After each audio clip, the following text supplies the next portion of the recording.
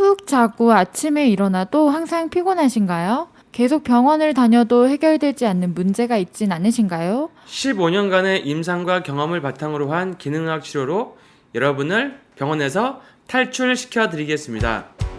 닥터 준호의 병원 탈출 지금 시작합니다. 본 방송에 나오는 의학적 견해는 일반적인 상식과 다를 수 있습니다. 안녕하세요. 반갑습니다. 닥터 준호의 병원 탈출 진행을 맡고 있는 의사 이진호입니다. 네, 안녕하세요. 필라테스 하는 유연입니다. 네, 물리치료사 박상구입니다. 예, 오늘 제목은 간헐적 단식을 하고 싶은데 배가 고파요. 네, 이거 너무 저도 지금 배가 고프네요. 간헐적 단식이 좋은 건 다 아시는데 네네. 하려고 하니까 배가 고프셔서 이거를 물어보시는 분들이 있어요. 그래서 이제 제가 설명을 좀 하다 보니까 길어져가지고 네. 오늘 한번 이렇게 다루려고 준비를 했습니다. 제가 요즘에는 한 일주일에 5일은 하루에 한 끼 먹고 한 이틀 정도는 한 2끼 정도 먹는 것 같아요.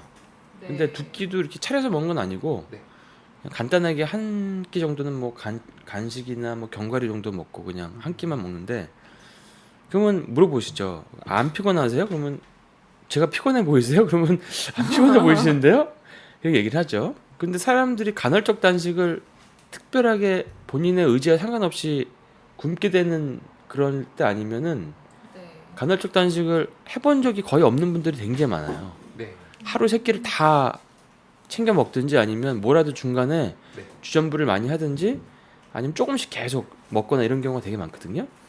근데 간헐적 단식이 중요한 거는 뭐 당뇨라든지 혈압이라든지 여러 가지 몸의 항노화라든지 몸에 자정작용 같은 걸 일으키기 때문에 그 간헐적 단식을 하게 되면 굉장히 젊어지고 몸에 있는 안 좋은 세포들이 이제 굉장히 많이 그 자가 포식이 되죠. 자가 포식.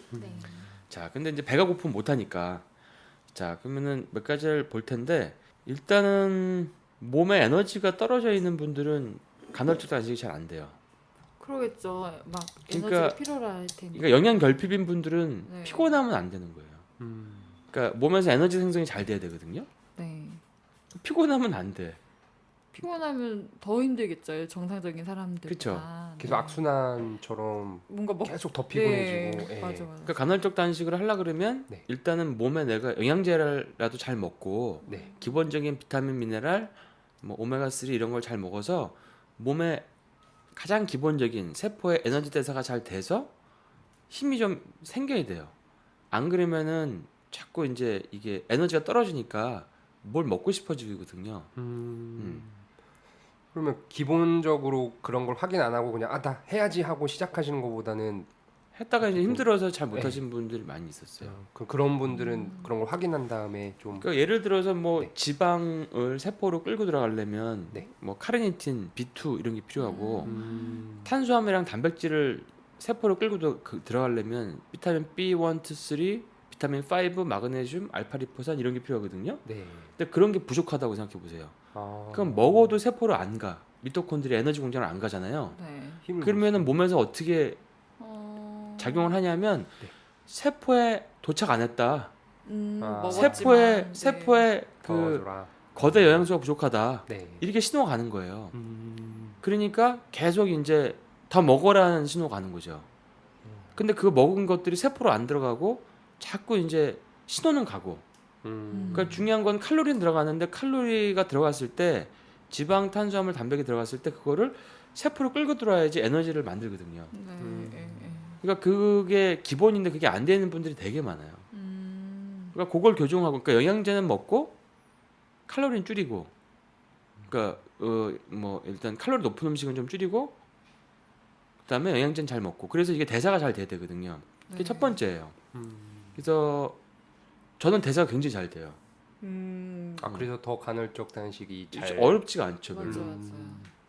저 사실은 시도해 본 적이 있는데 원장님 일단 말씀하신 것처럼 배가 고파서 이제 멈췄거든요, 저도. 네. 근데 이제 원장님이 저희 직원들 복지를 위해서 제공해 주시는 MT 메이크, MT 메이크를 먹고 그때부터 이제 뭔가 힘이 나고 활력이 이제 생겼는데 원장님이 이제 그걸 맛있을 들으시고 것 같아요. 설명을 막 해주셨었어요. 아, 그 뭐 네, 오메가 맞아요. 네. 369. 네. 그리고 거기 포만감이 좀 생기는 성분들이 있죠. 네. 아마 그 포만감 때문일걸요. 저도 그거 덕분에 네. 잘 입을 짧게 만드니까 아침에 먹어서. 그거 드시고 네. 네. 간헐적 단식 잘하시는 분들 많아요. 그게 마치 맞아요. 방탄커피 같은 효과가 있는데 어. 맞아. 근데 방탄커피 타 먹는 것도 좀 일이잖아요. 네네. 근데 그건 뚝딱뚝딱 따서 그냥 먹으면 되니까. 되게 간단하게. 그렇죠. 그래서 사실은 그 원장님이 이제 이것저것 네. 제가 좀 뭔가 좋아질 수 있는 것들을 많이 이제 실험 삼아서 네. 예, 이렇게 저한테 주시는 게 많은데 네. 사실 그 중에 가장 제 몸에 맞는 거는 MT 네. 메이커였어요. 그게 네. 이제 간헐적 네. 단식을 위한 네. 가장 편안하게 네. 할 수 있는 게 뭐가 없을까 해서 네. 오메가3 6 대용으로 만든 건데 음. 사실 여자분들이 간헐적 단식 하려고 병나발을 불 수는 없어요. 오일 병나발이. 오일 병나발, 네. 아. 대낮에 무슨 압착 뭐 들기름을 네. 갑자기 핸드백 샤넬에서 꺼낸다든지 아니면 뭐 갑자기 MCT 오일을 백에서 꺼내가지고 길에서 그냥 벌컥벌컥. 마시고 아니면 버터를 갑자기 막 뭐 이렇게 어. 할 수가 없으니까 그쵸. 그래서 맞는 거거든요. 근데 그게 의외로 반응이 좋고 많은 분들이 효과가 있어서 뭐 괜찮은 것 같아요. 너무 그것도 한 가지 방법이에요. 네. 그래서 어떤 분들은 체중이 좀 나가신 분들은 저녁 먹기까지 하루에 한 8알 먹는 분도 있어요. 4알. 저도 좀 음. 먹는 양 줄여야겠다 하면 그렇게 하거든요. 음, 아침에 4알 먹고 오후에 4알. 전 2알만 먹었는데 그렇게 효과가 있었는데. 아 그래요? 네. 사람마다 좀씩 달라요. 한 네. 4알 넣어줘야. 그리고 부신 피로가 심할수록 배가 자주 고프고 탄수화물의 의존도가 커져요. 음. 부신 피로라는 게 네. 사실 최적의 부신 상태가 있는데 네. 그게 아니라 너무 스트레스를 받아서 올라가 버려도 단식이 잘 안 되고 너무 떨어져 있어도 안 되거든요. 근데 부신 호르몬은 아침에 높고 저녁에 떨어지고 네. 요 사이클이 있는데 네. 그래서 밤이 되면 부신 호르몬이 덜 나오니까 어깨가 아픈 거예요. 염증이 막 염증이 생기니까. 네. 근데 부신 피로가 심한 분들의 특징은 그냥 아침에 일어나면 피곤하고 자도 잔 것 같지가 않고 네, 네. 그다음에 자꾸 단 게 잘 땡기고 그래서 부신 피로가 있으면 인슐린 저항성이 다 있어요. 그래서 탄수화물 이용도가 커지거든요. 탄수화물의 이용도가 커지면 뭐가 잘 생길까? 근육통이 잘 생겨요. 젖산이 잘 쌓이니까. 아 그러네요. 네. 어. 그래서 탄수화물 위주의 식기를 하다가 이 지방식으로 바꿔버리면 근육통이 싹 사라지는 분들이 있어요. 왜냐면 젖산 대사가 안 돌아가니까. 근육통이 사라진다. 네. 젖산 대사가 안 생기는 거예요. 그냥 젖산 대사는 탄수화물 대사에서만 생기기 때문에 탄수화물을 안 먹으면 안 생기거든요. 근데 부신 피로가 심하면 인슐린 저항성 때문에 탄수화물 이용도가 커져요. 그래서 피곤한 사람일수록 네. 단 게 땡기고 탄수화물이 땡기는 거예요. 그리고 자주 배가 고파요. 절대로 간헐적 단식을 할 수 없는 그런 그래서 상태군요. 그런 분들은 네. 자기 탓을 하지 말고 일단은 부신 피로가 있는지를 체크해서 그걸부터 교정하고 세포 대사 교정하고 그러고 나서 이제 간헐적 단식을 말씀드리죠. 그래서 원장님이 이제 도수 치료로 부신 피로 있으신 분들 이제 보내주시면 보통 이제 T6에서 T11, 6번에서 11번 사이가 상당히 굳어 계신 분이 많거든요. 그러니까 척추뼈가. 네. 네, 그래서 그럴 때 이제 그쪽 부위를 많이 유연하게 만들어주고 운동을 시켜드리면 같이 좀 활력이 일어나는 경우를 그쵸. 상당히 많이 봤어요. 네. 도수 치료를 해도 활력이 나요. 네. 근데 그게 왜 그러냐면은 아까 말씀하신 그 네. T6에서 뭐 11 네. 그쪽이 이제 부신 쪽에 네. 혈류를 공급하는 거니까. 네네네. 근데 거기를 누르면 압통이 있거나 아니면 굉장히 굳어 있거나 이런 분들은 네네. 거기를 풀어주면 되게 많이 좋아져요. 예, 보통 부신 피로로 오신 분들이 음. 그렇더라고요. 그리고 네. 이제 해독이 안 되거나 뭔가 얼굴 색깔이 안 좋거나 네. 이런 분들은 T4에서 T6 정도 네네네. 그 해독하는 그 분절이 있거든요. 네네네. 그쪽을 누르면 악 소리를 내고 많이 아픈데 그걸 또 풀어줘도 에너지가 많이 올라가죠. 그쪽은 이제 간해독으로 네, 그렇죠. 보시는 거죠. 네.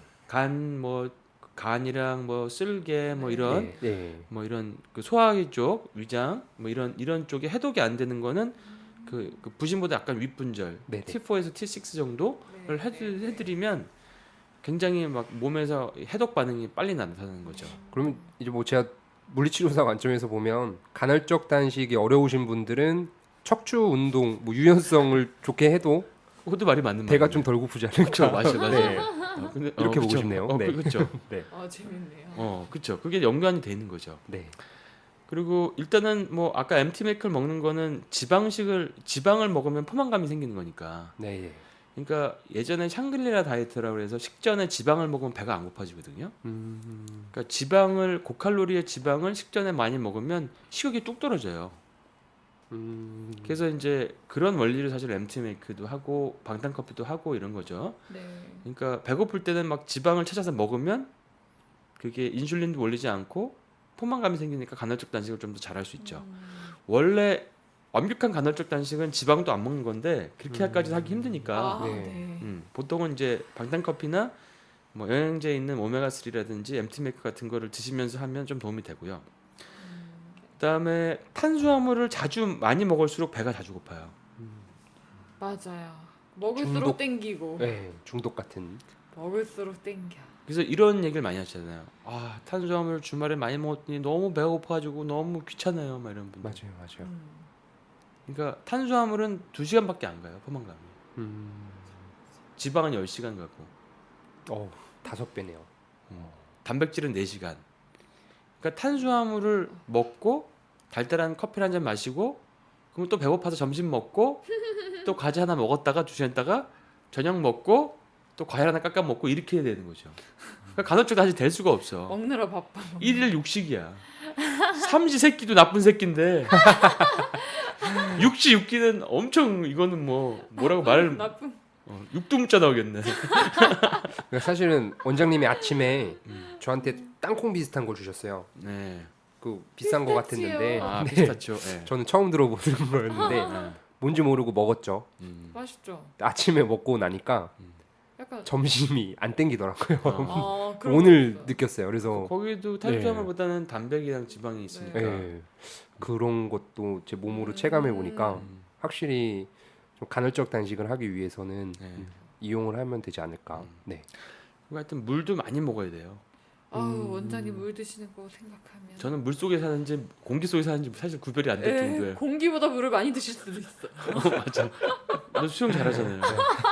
하도 물을 먹어서. 정말 많이 드세요. 물을 많이 먹으면 네. 좋고 물을 많이 먹으면 또 스트레스도 낮아져요. 그러니까 스트레스가 있으면은 간헐적 단식이 안 되더라고. 그러니까 단식을 한 3일에서 5일 하겠다고 딱 마음을 먹고 했는데 갑자기 처갓집을 한번 갔다 왔다. 그러면 갑자기 단식 깨져버리고 뭐 부부싸움 했다 그러면 단식 깨지고 이런 게 있더라고요. 그러니까 스트레스 받으면 이거는 이제 부신 항진 증상이 오는 거죠. 근데 간헐적 단식이 잘 안 돼요. 근데 그렇게 해도 너무나 이제 내가 배고프다는 분들은 사실은 공복 인슐린 검사라든지 렙틴 검사를 한번 해보시는 게 좋아요. 검사 해보면 정말 어마어마한 분들이 나와. 당뇨는 아닌데 네.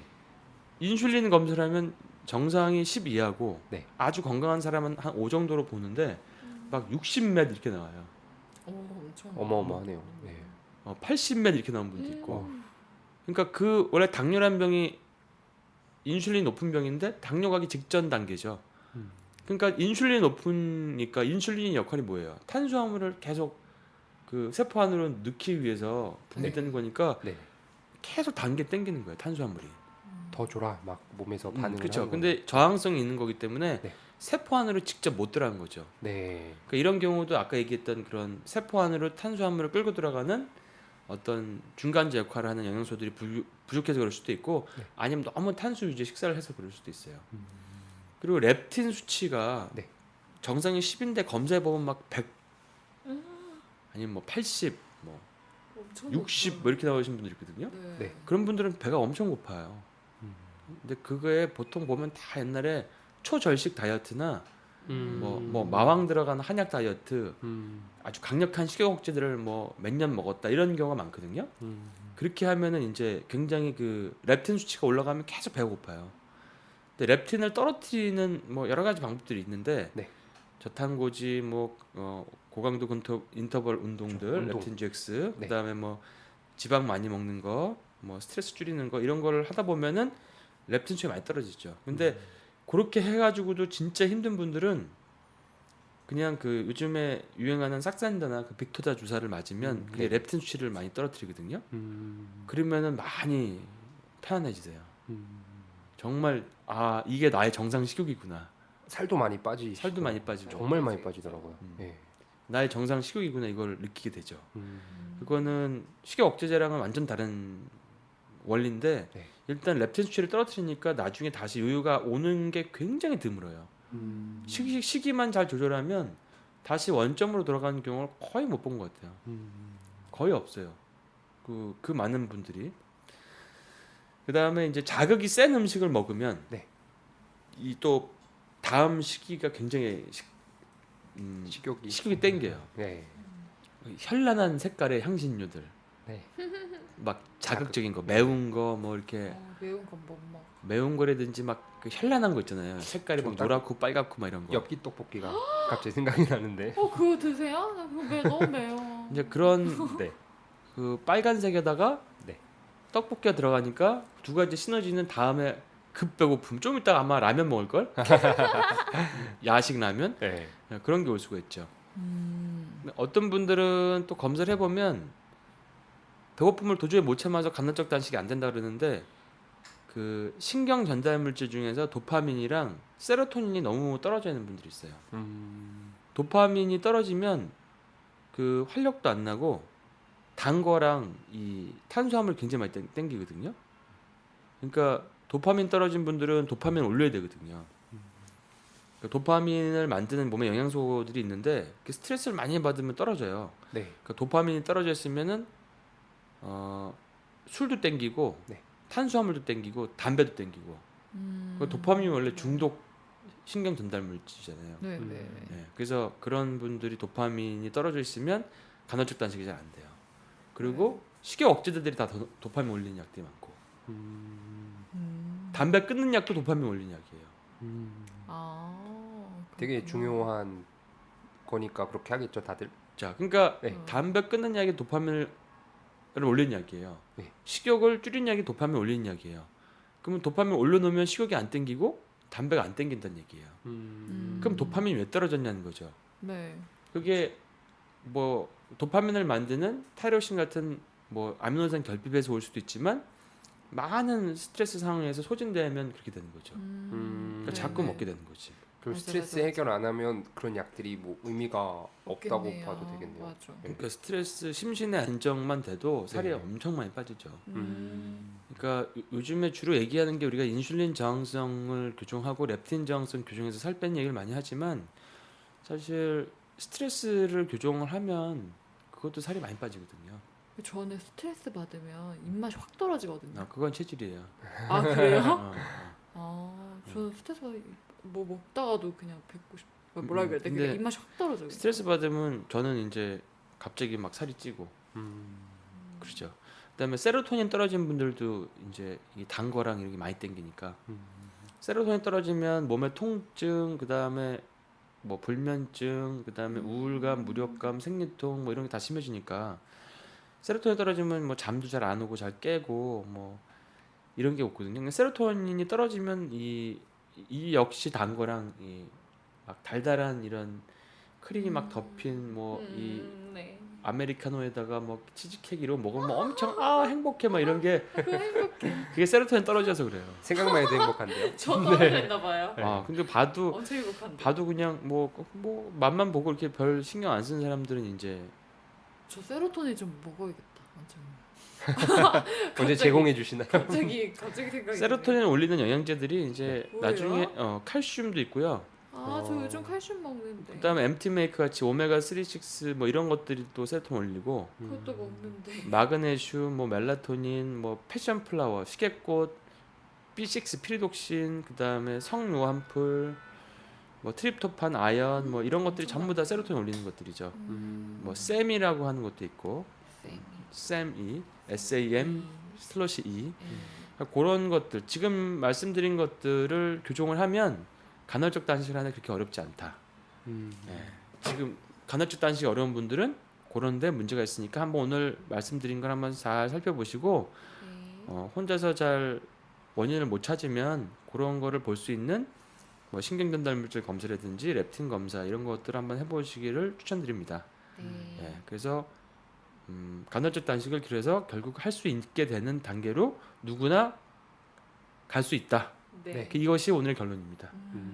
자, 그런 의미에서 오늘 다들 저녁 먹지 마시고 다들 굶어주세요. 네. 자, 수고 많으셨습니다. 아, 네. 예, 감사합니다. 건강하세요. 네.